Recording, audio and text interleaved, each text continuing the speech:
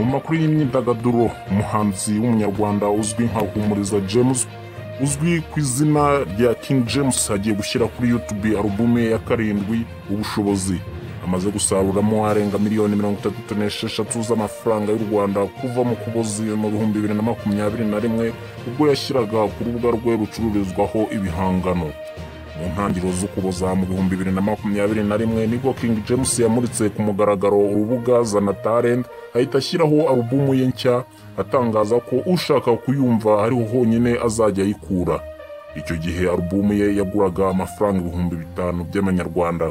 Iki gihe King James yavugaga ko agamije gushyiraho uburyo umuhanzi w'umunyarwanda yakifashisha agakorera amafaranga mu bihangano bye bitabaye ngombwa ko ayoboka isoko ryo muri Amerika no ku mugabane w'Uburayi.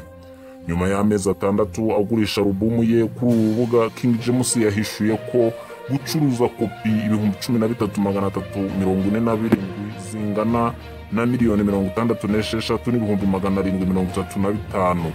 King James avuga ko ari ibintu byo kwishimira kuko byari inshuro ya mbere yaragurishije ibihangano bye muri ubu buryo, byongeye ku rubuga benshi batari bamenyereye.